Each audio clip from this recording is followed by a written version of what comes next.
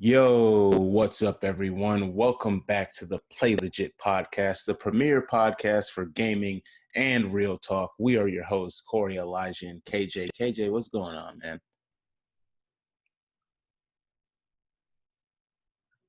Hey man, I've been doing a whole lot of work on video games and I'm just ready to talk. I feel you. I feel you. So before we get into everything, guys, I just want to make sure everybody checks out playlegit.net because that's the home, that's the hub. That's where you're going to find everything legit when it comes to gaming and real talk. You're going to find the podcast. You're going to find reviews. You're going to find 8-bit trolls. You're going to find a bunch of great content on the site. So you're not going to want to miss that. Also, subscribe to our YouTube channel. That's where you're going to find the podcast. If you want to watch the actual video format of the podcast, that's where you're going to find that. So hit that subscribe button, as well as hitting that notification bell so you'll know when the episodes premiere, and you'll also get notifications of the other content that goes up on the YouTube channel as well.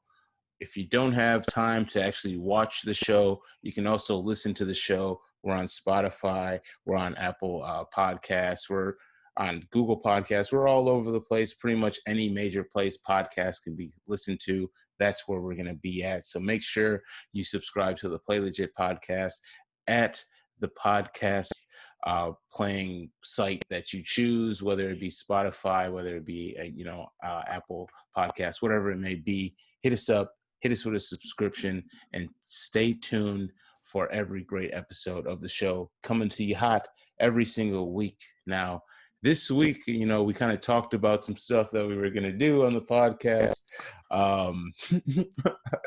We'll just say things did not work out the way they were supposed to. Now, I know you said you want me to bring some heat towards you, KJ, but I feel I can't even do that because you've had way less time to play the game that you've been playing than I have, and I still haven't beat mine. So, if anybody should be looked down on, it probably should be me. So, but I will say I am playing The Last of Us 2, though. Don't worry, I'm doing plenty of looking down. Don't you worry, I got you on that. Now, you're probably almost done, I'd imagine. Though you got to be close. I'm pretty far in the game. I don't think I have much left to do. I know tomorrow I plan on playing quite a bit, so hopefully by the time next week comes, I'll be able to get that review for you guys. I will say, though, I kind of had just like a quick update. I will say that, like, the story, it's not the best, but also it's like, I get why people are upset, but it's also one of those things where it's like you can kind of ignore it because the gameplay is good. The gameplay is good, and it has been a challenge. So I'll leave you with that, but the full review will be out soon.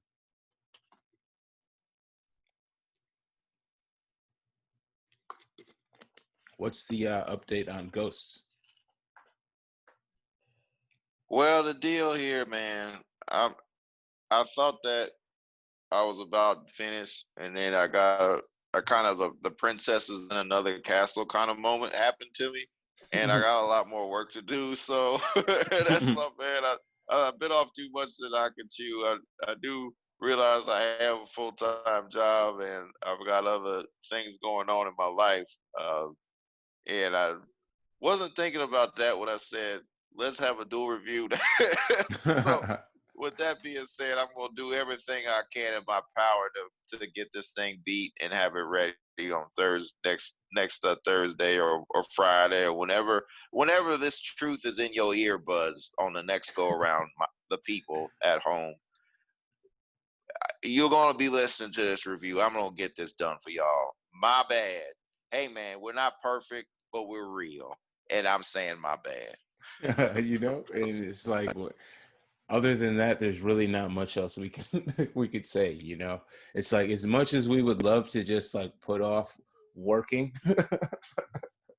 and like doing responsible things, we have to do that too, because we're adults, and nobody's just going to take care of us. So, but we are going to take care of you. We promise it will be done. No worries, never fret. Yeah, and like I don't know, I just to like maybe make it feel better for us, we provide you with this awesome podcast. We're not putting it behind a paywall or anything like that. So if you bear with us, we definitely appreciate you guys, you know. We're here for you, but help us help you, you know. There you go. Yeah. So we got some other than that though, so now that we've kind of glazed over that a little bit, let's get into what we're really going to be talking about today. All right. So there has been news, bro. The return of G4.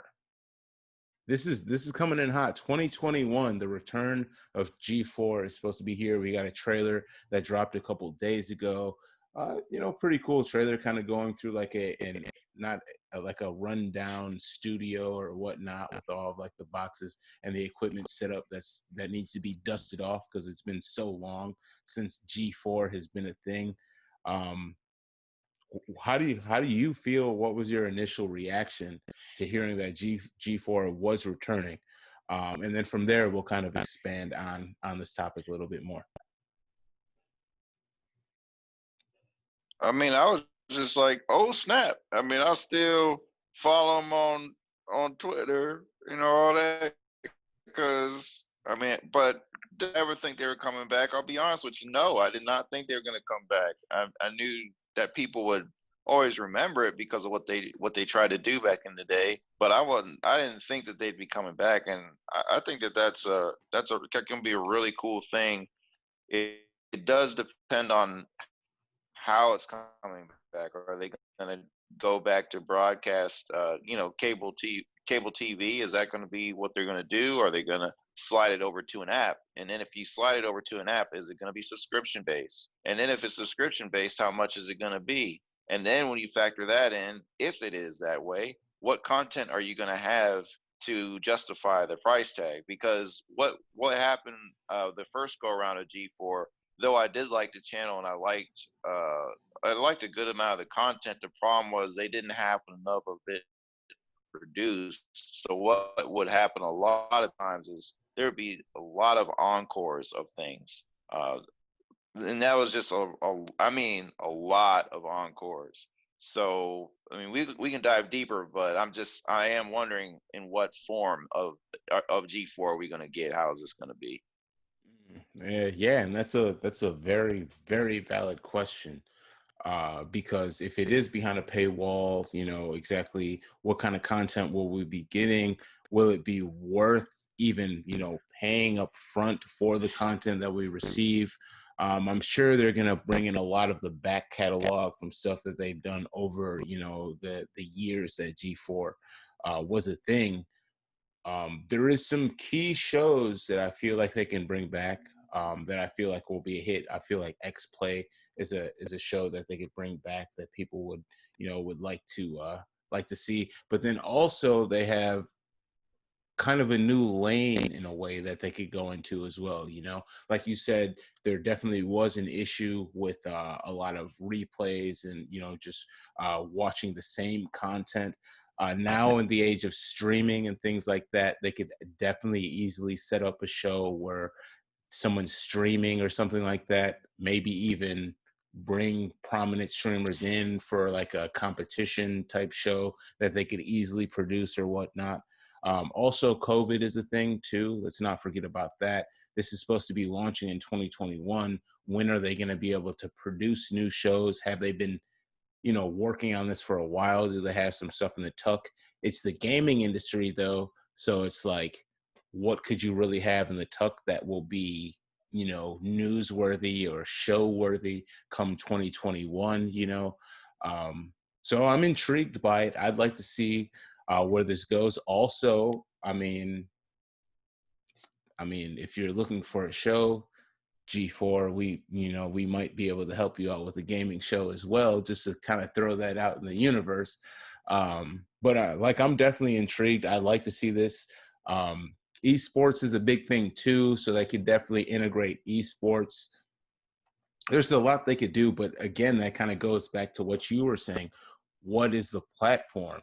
Because if it's on cable television, then I would say tapping into that esports to kind of have like around the clock content, making it almost more of like almost like an ABC, except for gaming. If you get what kind of get where I'm getting at, because ABC, you have your sitcoms, you have your shows, but then you also have live sports and things that they have on there. So if they go with that model, I could see that being successful, especially with esports, the sponsorships that they could obtain. That could definitely help them pay for all this stuff, that's going on. But then again, do they have the money up front to foot the bill to have them in that position to be able to do that? If not, then we're looking at maybe like an online based thing, YouTube channel type thing or something like that, or an application that's behind a paywall. But then with that, again, we probably won't get the level of content, or at least the amount of content that we'd be looking for. So I'm intrigued by it. There's a lot that I'd like to see.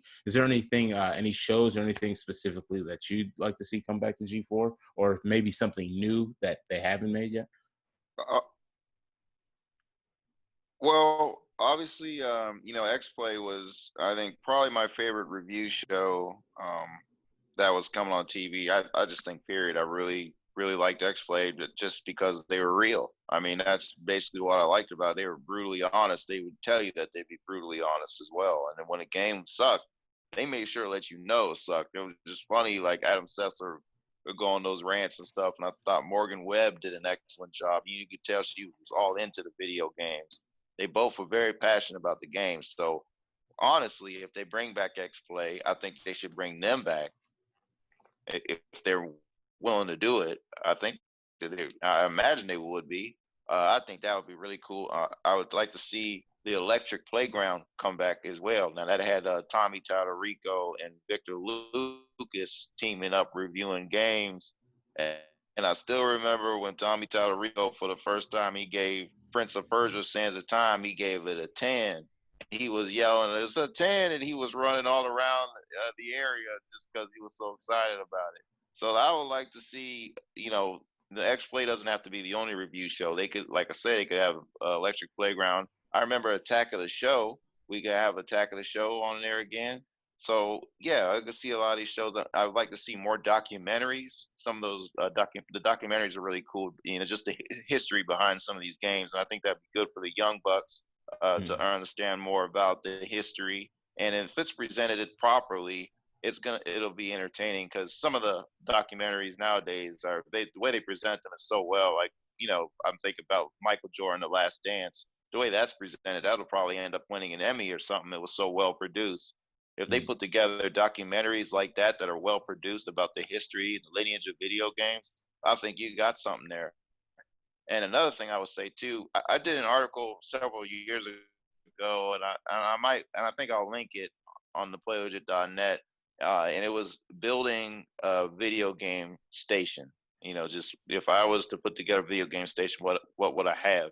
And it'd be that stuff, but I would also have the TV shows based on video games that were good, animes. It could be cartoons, whatever it is.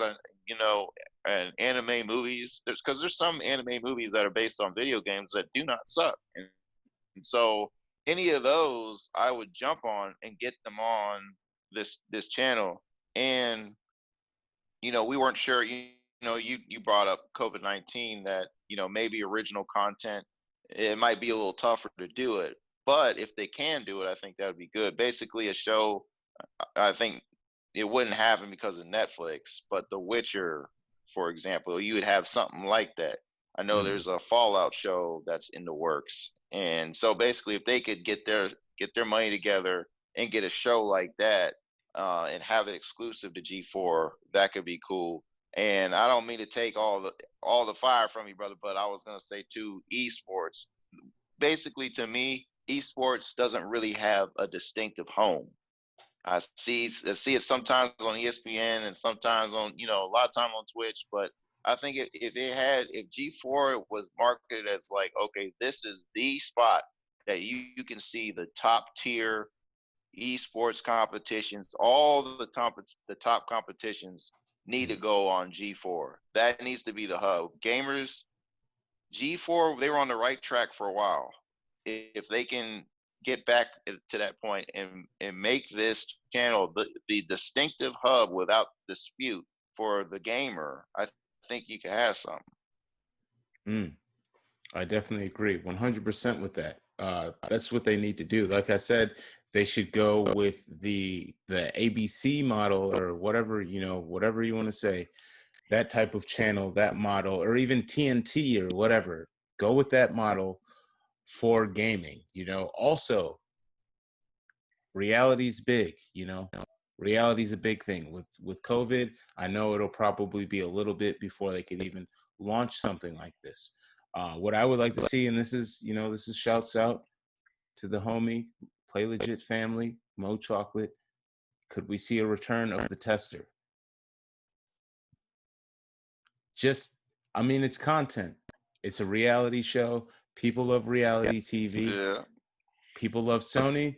I think, especially with the next gen coming out, I feel like that's a show that definitely it could be something, or something similar. It doesn't even necessarily have to be a specific PlayStation. They could just have like a gaming reality show where there's a series of different competitions or whatnot, with a prize at the end. Some form of reality show to help cultivate personalities as well. You know what I'm saying? A lot of networks kind of use that as like an Design the incubation next process. character. Exactly. Like, for example, like MTV, a lot of the people that were on Real World or Road Rules or even like the VJs or whatever, a lot of them, they were able to cultivate them as personalities, and then they would branch off to do other shows. People would learn to love them and things like that. And they really need to bring back and cultivate that fan base, bringing back some of the names that we love, but also, generating a new generation of personalities to kind of grow with this new generation as well. But I'm excited. I think this is a good thing. I'm super pumped. I want to figure out exactly, exactly where this is going to be based out of. I'm like, we need to fandangle some Play Legit on G4. So, Yeah, man. And we'll get some color on G4.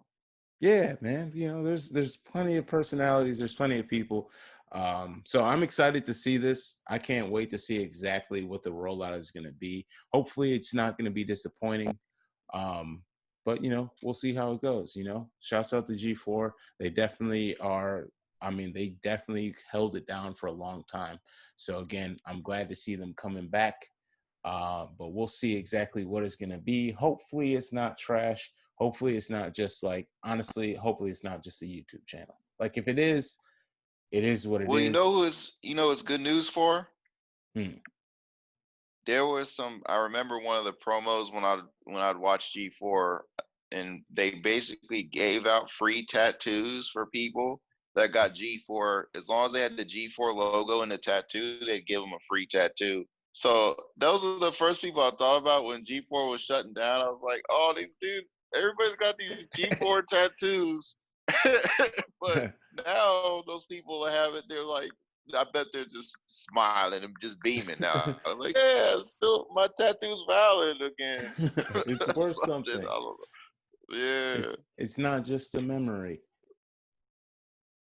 That's what's up. That's what's up. So we can't wait to hear more about G4. And as soon as we do, you already know, we're going to relay that information to you guys. So what do you guys think? What do you hope G4's return will be? What shows would you love to see on G4 when it does return? Hit us up in the comments. Let us know what you guys think. Did you like our ideas? Do you think we're out of whack?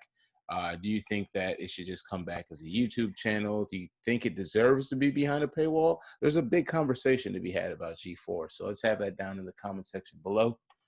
And with that said, let's move on to the next topic, bro. Now we're going to get into the indie spotlights. Oh, yes, because here at Play Legit, we love to highlight indie games. We show hella love to the independent devs and the independent gamers.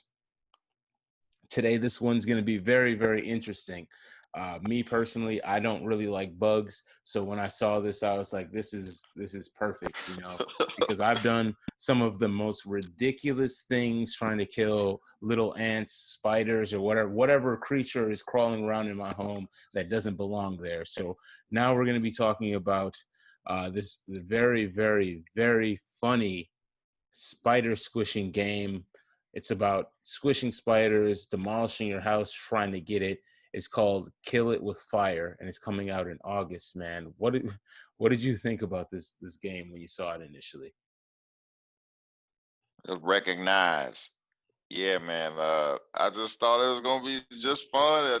I immediately started laughing because I saw a thumbnail on a PC Gamer, and it was like the spider, but I just automatically assumed that the spider would be huge and maybe have a abilities or be crazy looking or something. I just assumed from thumbnail, but then when I watched the video, it's legit just a small spider that's running all around. You got to just do whatever you can with whatever tools you can use to kill it. So I mean, I'm all about having fun with games too. I mean, you can have your serious games, but you can also have games like that too that just are gonna make you laugh. And like that's the type of game that I could just play on my leisure. And now I don't know if I'd run out and jump on to get it immediately, but it's definitely something I would give a shot for sure.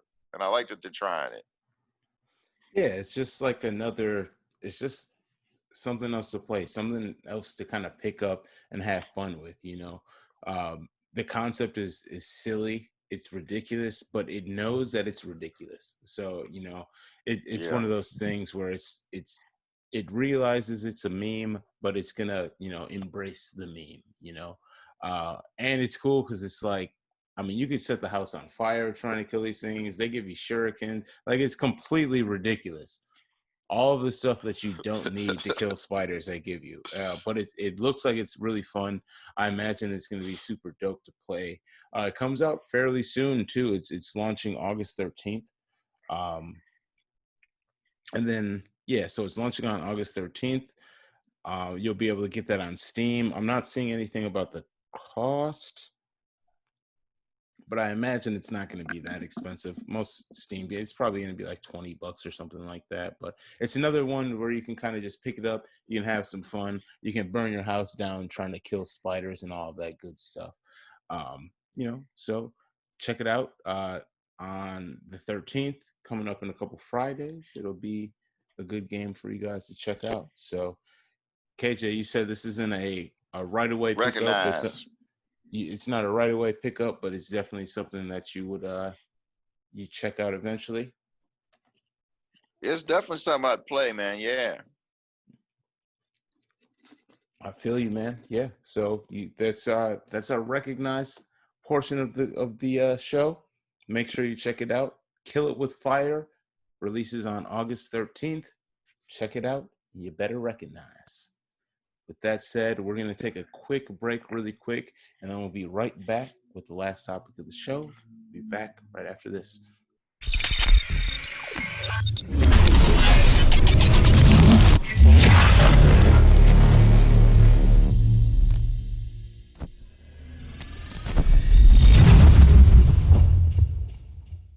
And we are back. So, man, it's been a good show so far, but now we are going to get into the main topic.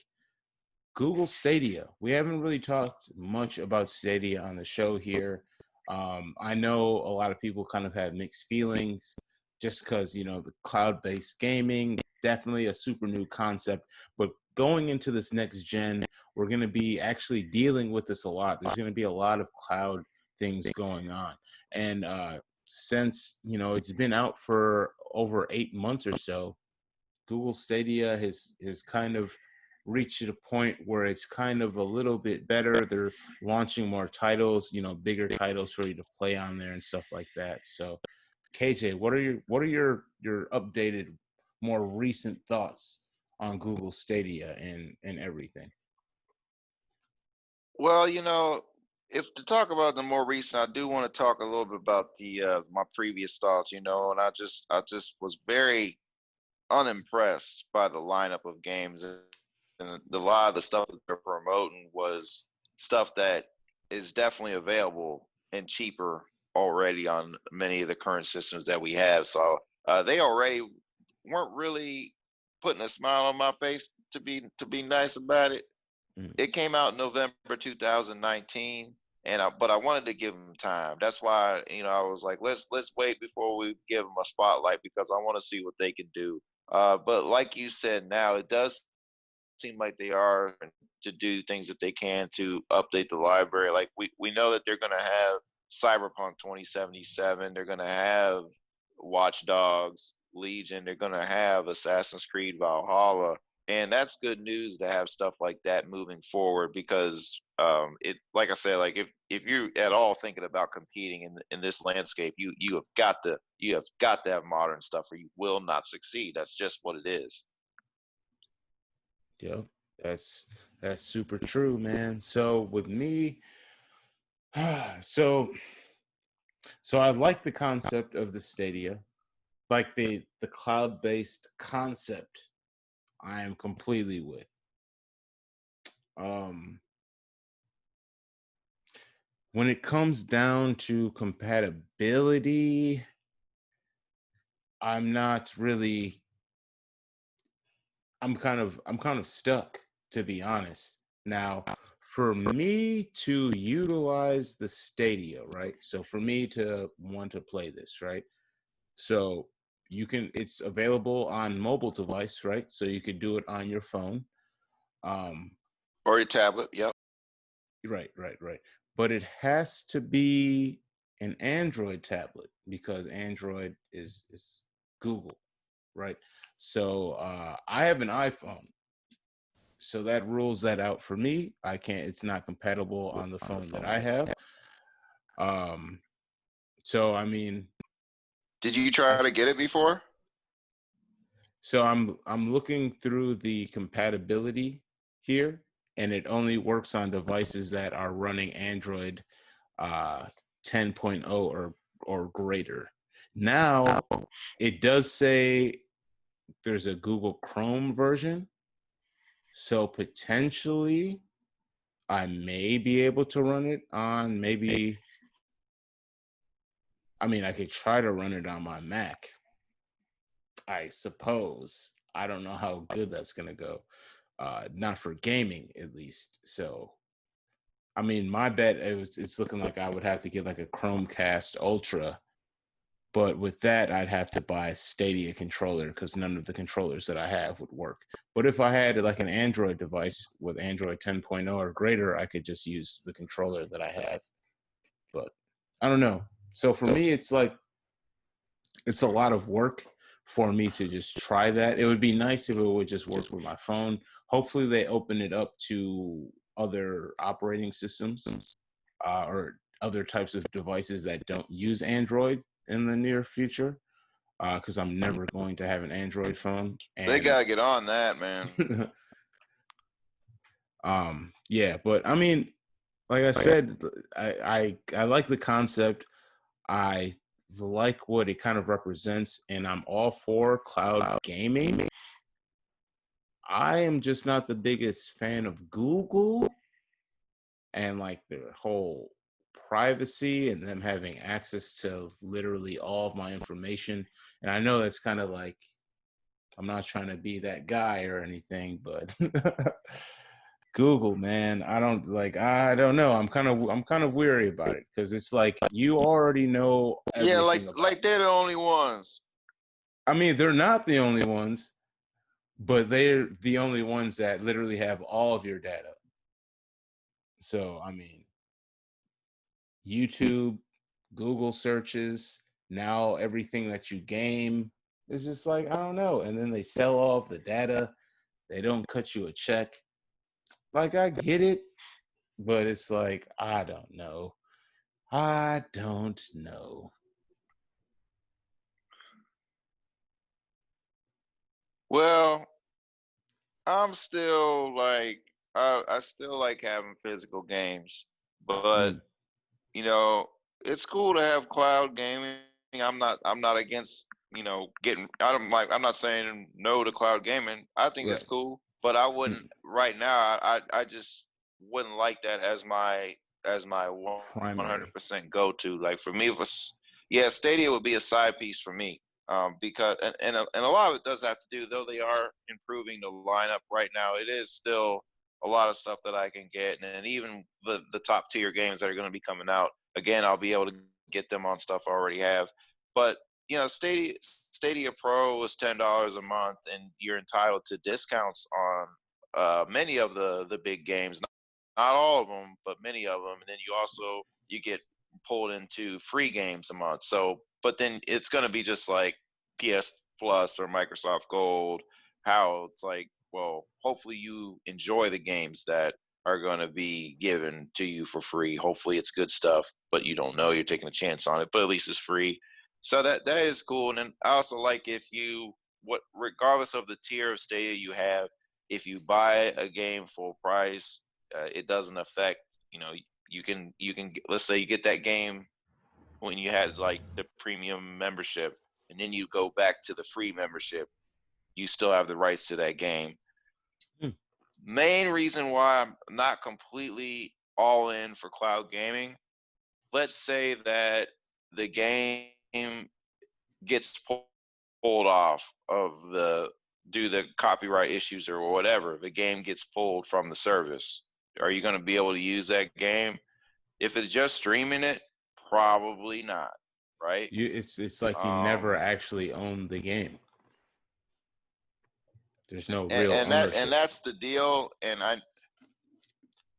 I know that's where they're trying to set us all up for right now with the Microsoft Xbox, the Game Pass and what Sony's getting ready to do and all that. So I'm very aware of what as a whole, the industry is trying to do to get us to that type of format. But I'm trying to ride that wave as long as I can without having that to be the standard, even though I know where it's going. I know 10 years from now, it'll probably just be non-physical. I mean, I think that's probably where it's going to go. But hopefully when we get to that point, there's going to be more security things put in place, because I mean, there's games right now on Xbox Live that I own that I can't re-download because they were pulled, so so I could imagine a cloud-based system where if let's say Stadia shuts down and I paid for like a bunch of games, where are they going? Nowhere.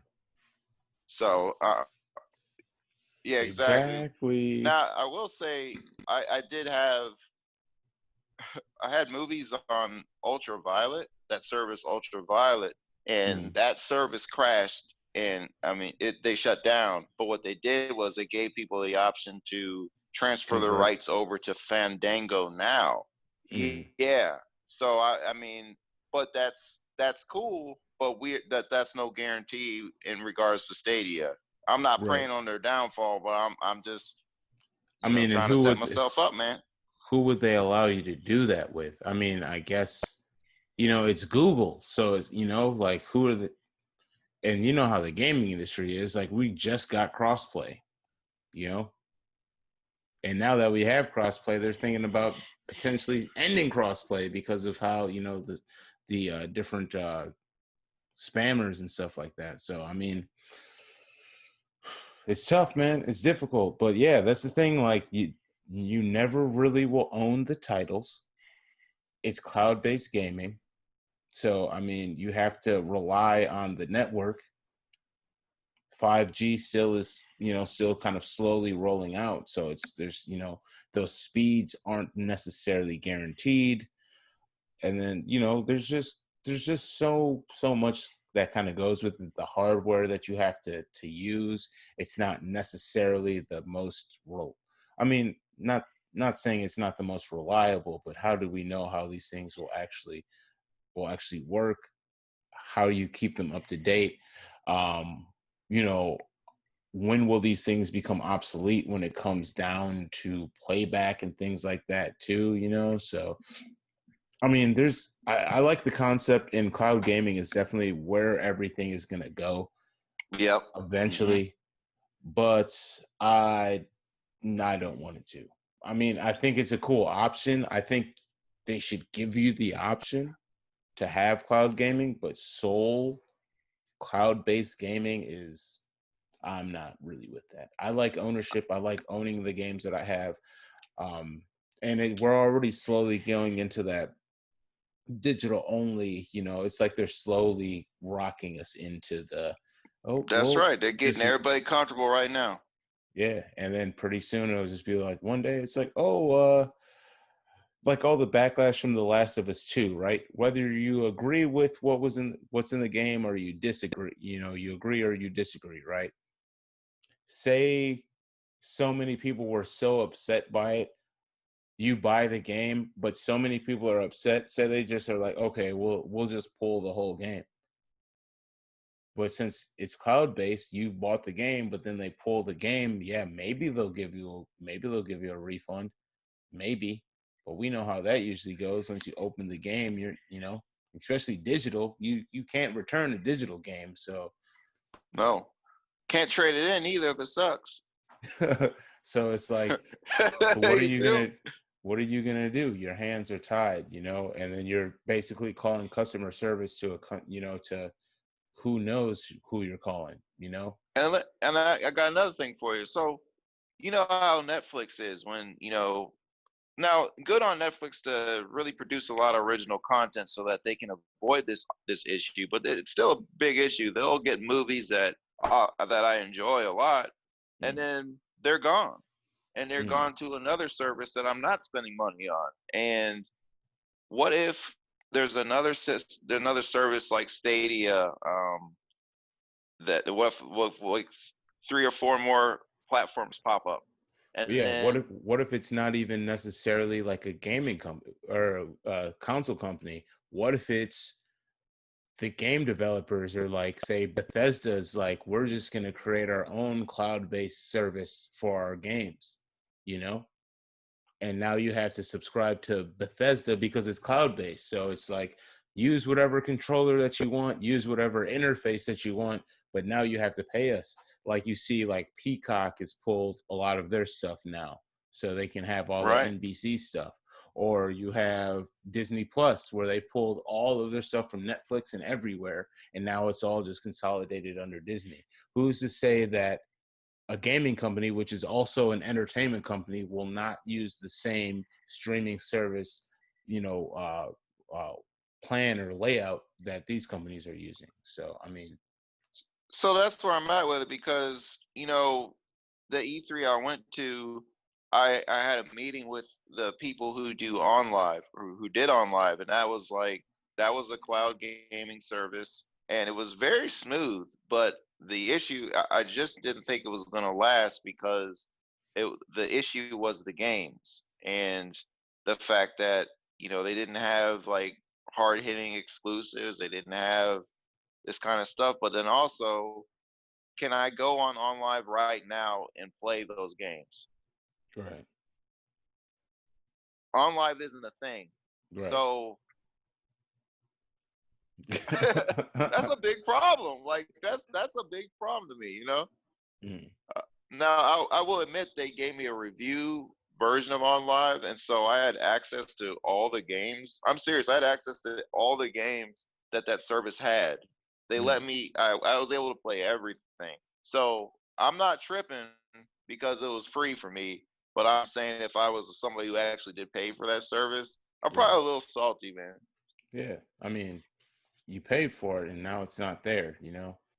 If I pay for So something, I want it forever. And that's just that's just how I am. So I don't even gamble. I don't like get lottery tickets or none of that stuff, because if I pay money, I want something in return that I know like I will have until I do something with it. I will say, this is something that I want to get your take on it too, because this is a thought that I had before we got on here. Mm, Now, the next generation is coming, the next line of games, and the graphical updates and all that stuff. What if Stadia keeps their prices competitive during this next generation, So obviously, games looks like they're going to be $70. When for like NBA 2K21, we saw that it is going to be $70. But what if Stadia can stay competitive and give people that same experience, and they don't have to open up their wallet like that? That could give them the edge, I think. Mm-hmm. That'll make people consider it, right? Because it's like, well, if I don't care about owning the game forever and it's cheaper to do it this way, then I'll just do it. Like it. There's a lane for that. I don't know how big that lane is, because like I said, like a person like me, it's not worth it. I'm the type of person where if I'm on like the iTunes store or something and I see a movie for $9.99 and it's $4.99 to rent, I'm just gonna buy the movie, even if I only want to watch it once, because it's like I might as well pay the $4 extra and have it forever, opposed to renting it for half the price or a couple bucks less. So I mean, it depends on the person. Some people just want that $4.99 rental. Is Parks and Rec off now? I'm not sure. I think so. I think it's on Peacock now. I'm not sure though. See, I love that show. See, that's my issue. That's what I'm talking about, Koerri. Mm-hmm. I'm not buying Peacock. It's Peacock is free actually. No, they have it still have it. Yeah, there's still. If you want the stuff that you want to see, you gotta pay. But you know how it goes. They say it's free to get you in there. Yeah, but yeah, I don't know. We'll see how things go. It's been about 8 months, going on 9 months now, with Stadia. But as time progresses, once these next consoles launch, that'll be a good time to actually kind of gauge it a little bit more and see how things are going. They'll have a little bit more time in the game, and also we'll be able to see how they're competing with next gen. Because again, let's remember this next gen rollout seeming like it's going to be a little slower rollout too. So Stadia actually probably has a couple years to get ready and really compete with them. So I mean, as long as they keep it up, they keep on trying to add new titles and they make sure things are compatible. Google does a fairly good job at upgrading their hardware as well. So I mean, we'll see how things go. They have a shot with this next gen if they can jump on it and stay competitive with their pricing. They have a shot. They better jump on it and take it. Yes, sir. Well, you have anything else on Stadia before we end everything here, man?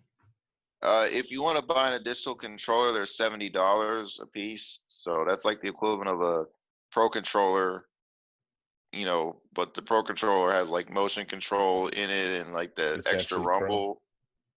So yeah, I don't know if the Stadia controller is on that level, but the price tag is. So I think I'm Gucci on buying another controller if I was against Stadia. So yeah, well, less hardware, but more expensive hardware with that. So, I mean, we'll get more into the Stadia in the future. You don't have to worry about that because, that's what we do here. And we're going to keep it real. As you can see, we keep it real when it comes to gaming and that talk. So, thank you, everybody, for tuning in to the 23rd episode of the Play Legit podcast. It was definitely a good talk tonight. We will be back next week with your reviews. I would say I promise, but I'm pretty sure that's going to happen. Don't worry. We're going to get that done for you guys. But again, please make sure you check out playlegit.net because that's the home, that's the hub. That's where you're going to find everything related to gaming and real talk. Also subscribe to the YouTube channel, Play Legit Network on YouTube. We're on a mission here. We're trying to surpass 300 subs. We're on the way to 300 subs, so help us get to 300 subs on the YouTube channel, Play Legit Network. Subscribe and hit that bell so you get notifications when the show premieres. It's just a couple of button presses on your screen, just a little boop, boop, and you're showing so much love doing that. Just a boop and a boop, and that's it. That's all. And then hit us up in the comments if you like to too. We're always talking to people down there. We get notifications when people comment, so hit us up and we'll respond to your comments. But also, please make sure you subscribe on Spotify or on iTunes or wherever you're listening to the podcast, whether it be Anchor or whatever, because we definitely appreciate everybody that tunes in. But again, it was a great talk with you guys, and we will be back next week with some more gaming and real talk for you. So this has been the Play Legit podcast, and we are out. Peace.